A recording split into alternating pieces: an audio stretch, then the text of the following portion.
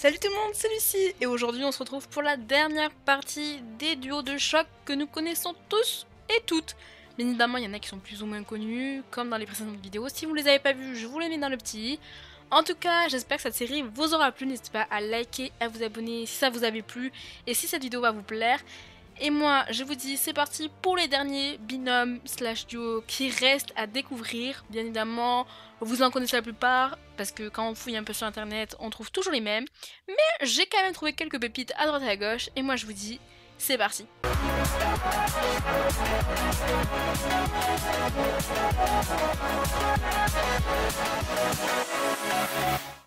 Parfois on l'oublie, et oui, Maka est Soul Eater Evans de Soul Eater. En théorie, Soul Eater, c'est l'arme démoniaque de Maka. Alors oui, ils se disputent souvent, mais ils ont quand même un lien très étroit. Soul protégera Maka autant que possible jusqu'à se mettre en danger pour elle. Ils sont souvent vus en train de se tenir la main lors de leur résonance d'âme, malgré la réticence que Soul éprouve pour les contacts physiques. Et il n'hésite pas du tout à l'aider, la conseiller, voire même sacrifier pour sa partenaire. C'est plus qu'une relation de maître à son arme. Oga et Belle, ou Bill, vous l'appelez comme vous voulez, de Belzébuth. Une relation père-fils je sais pas. Après tout, Belle est le fils du roi démon et son but c'est de détruire la Terre, ou tout du moins en prendre le contrôle. Mais il est encore trop petit, donc il faut qu'il soit éduqué et il va jeter son révolu sur Oga, la bête noire des lycées. C'est une relation tellement marrante, franchement à mourir de rire. On a un bad boy extrême qui devient papa sans son accord et la réaction de ses parents, franchement, est juste magique. Bref, duo vivant des aventures sur Terre, pas tout à fait ordinaire. Comme je l'avais dit, un duo de Fairy Tail dans chaque vidéo, et là, Lucie et Aquarius. Ok. Je ne pouvais pas passer à côté de celui-ci, vraiment pas du tout, c'est mon duo préféré. C'est une relation d'amour conflictuelle. Aquarius pense détester Lucie, mais ce n'est pas du tout le cas. L'arc de Tartaros nous montre la relation touchante de ce duo et même dans la quête de 100 ans, elles sont là l'une pour l'autre. Aquarius a un caractère très fort qui n'a pas laissé de tout repos Lucie franchement. Lucie réussit à convoquer le roi des esprits grâce à la clé d'Aquarius. Mais on pourrait se demander si elle pourrait refaire la même chose avec une de ses autres clés d'or. Et je dirais que oui et non. Certes, elle est proche de ses esprits et le plus probable serait qu'elle réussisse de le faire la même chose avec Léo. Mais franchement, la relation avec Aquarius est tellement particulière qu'au fond, on sait que ces deux avaient vraiment quelque chose de très spécial. Le duo préféré de beaucoup d'entre vous, Gon et Killua de Hunter x Hunter. Né pour devenir un assassin, Killua était destiné à une vie de solitude. Sa rencontre avec l'innocent et pétillant Gon va changer littéralement sa vie. Ils se soutiennent mutuellement et sont prêts à tout pour se protéger l'un l'autre. Gon et Killua travaillent merveilleusement bien en équipe et ils se poussent également pour devenir plus forts. Très peu de duos de la série possèdent une force et un travail d'équipe qui rivalisent avec ces deux-là, franchement. Si vous connaissez ce duo, félicitations à vous, vous faites partie des très rares. Je parle bien de Mashiro et de Tagagi de Bakuman. C'est un anime qui est pas tellement connu, mais franchement c'est un duo qui fonctionne de ouf. Tout commence avec Mashiro qui découvre le talent de Kagami et va lui proposer donc de collaborer. Il se lance donc dans l'aventure sans merci de devenir mangaka. Ce n'est pas facile, mais ils ne lâchent rien jusqu'au bout pour leur rêve, mais aussi pour une fille. Et oui, ça ne perd pas le nord. Sacha et Pikachu de Pokémon. Bon, franchement, ai-je vraiment besoin de vous les présenter ? Pikachu, c'est la mascotte de Pokémon et aussi au passage le Pokémon préféré principal de Sacha, le protagoniste.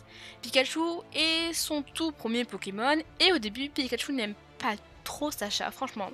Il électrocute un peu trop souvent, mais ils deviennent vite inséparables avec un lien extrêmement fort. Sacha risque sa vie à de nombreuses reprises pour sauver Pikachu et lorsqu'il accepte de s'en séparer, c'est pour le laisser avec des amis de son espèce. Mais cependant, Pikachu veut rester aux côtés de son dresseur.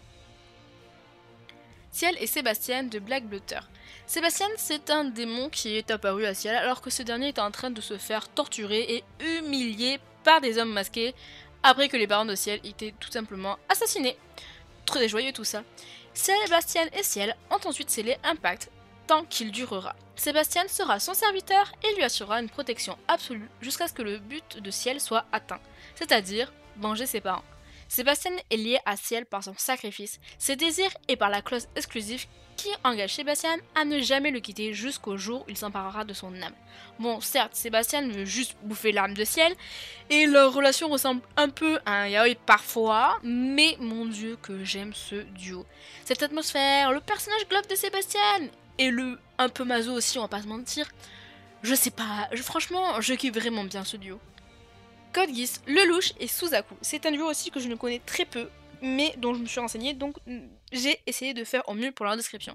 Anciennement meilleurs amis, puis ennemis, ils sont en conflit constant dans deux clans opposés. La relation entre Lelouch et Suzaku a beaucoup évolué au cours de l'histoire. Et les deux hommes étaient meilleurs amis dans leur jeunesse, mais les événements vont les séparer et les pousser à s'affronter. Suzaku est le seul et meilleur ami de Lelouch. Lorsqu'il va apprendre que son meilleur ami est en réalité Zéro, les deux hommes vont se confronter l'un à l'autre pour ensuite s'allier. En effet, Suzaku n'accepte pas les méthodes du tout de Lelouch et ne pourra pas lui pardonner certaines choses. Mais malgré tout, ce qui s'est passé entre eux, Lelouch et Suzaku tiennent profondément l'un à l'autre. Hinata et Kageyama de IQ. Bon, c'est un anime de volley par excellence. Si vous l'avez pas vu passer sur les réseaux, vous vivez certainement dans une grotte. Ce sont des rivaux naturels et Hinata et Kageyama vont pourtant devoir mettre leurs différences de côté pour pouvoir véritablement faire partie de l'équipe de volleyball de leur école et ainsi travailler ensemble pour profiter des forces de l'un et de l'autre tout en couvrant leurs faiblesses mutuelles. Ce sont des caractères opposés mais parfaitement complémentaires sur le terrain. Duo au top et surtout trop marrant dans leur quotidien, franchement.